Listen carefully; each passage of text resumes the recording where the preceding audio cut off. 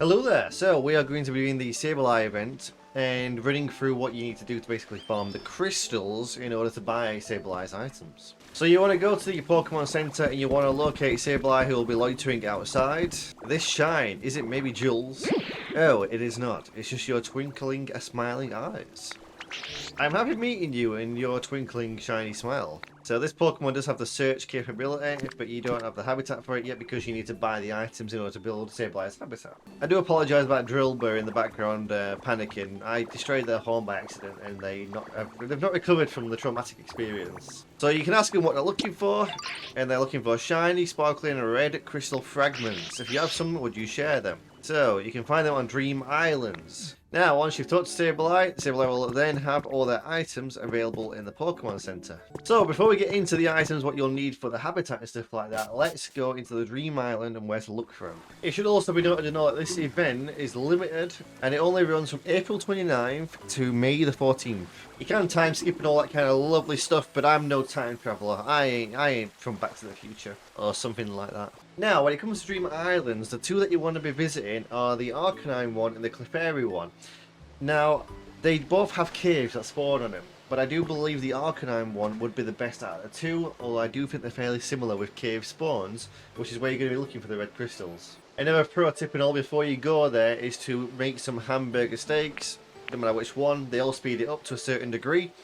So I've got the potato hamburger steaks, which is one of the better ones. And away we go! At some point, when we get back to base and go to the Pokemon Center, I'll run over the cost of every item so that you two can prepare for it before you run off to your Dream Islands to go farm crystals, so you know how many you'll need, basically. So once at Dream Island, you want to start going around and searching for entrance to caves, like this one just here. And get in there, and look at that, you can already see the red crystals. And there's a couple of options. You can save these crystals. Now you've got a couple of options here. You can break them down for crystals to use as currency, or you could save them if you wanted to do that by holding the button. So that's holding Y and keeping yourself the red crystal cluster and then putting it in your backpack. So if you want to keep some red crystals that are limited for this event, that's something to consider. If not, you can also gather them like that and then set them all up later on in a big line and just roll through them all. But if you want to just farm them, get in here, eat your steak, and then start pounding them. And there you've got your red crystal fragments. A little reminder as well, if you don't want to pick them up and use them in any kind of base because you want to actually smash them, you can just take a picture of them with the camera, even though my photo album's full, and then print them off in the Pokemon Center. So we're going to snap that, and then I've got that photo forever until I delete it. So this is how many crystals I managed to farm. I came out with 17, 18 if you count the one that I actually broke manually. I'm glad that I took a photo of them so that I can come back and just print as many as I want out when I want to use them for decoration.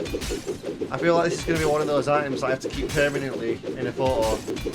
And it would appear you get 4 fragments per crystal. So I came out with 72 fragments in that, which is not a bad run to be fair. I feel like that's pretty decent, especially because we've got days of this event as well. You know what, I've just had an amazing idea. I can print these, and they cost rare Pokemetal, unfortunately.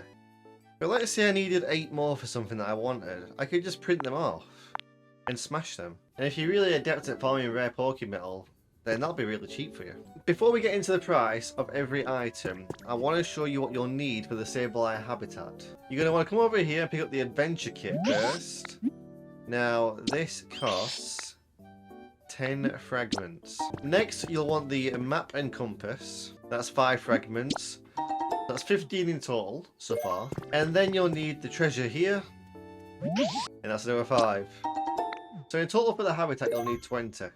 Right, yeah, the tent kit. This is actually a building you can build and a Pokemon can live inside of it. This also costs 10 fragments. The camping cooking pot costs 10. The chair costs 5. The jewel wall decorations only cost 2. The sleeping bag is 10. The oil lantern is only 2. And the digital camera is also 5.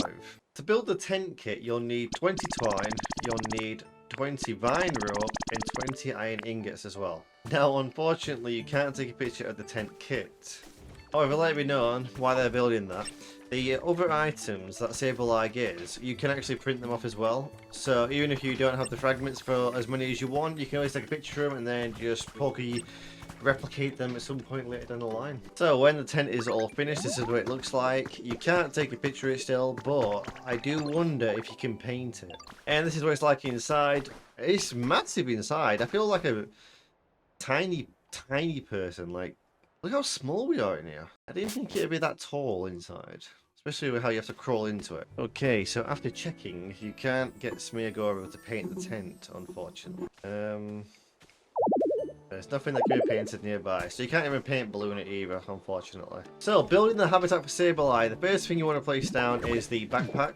You want to place the map and compass around the front of it, and then the treasure to the other side, and that'll create the habitat. Now, Sableye won't move into this until the event's over, so it'll just stay like that for the time being. And then once the event's over, Sableye will be able to move into it. But while they're in the Pokemon Center, they can't. So, hopefully that helps you just understand the event a little bit better. And if you want to see more Pokemon content, or Pokopia content in general, then like, subscribe, all that lovely stuff, and I will see you on the next one. Take care of yourselves. Goodbye.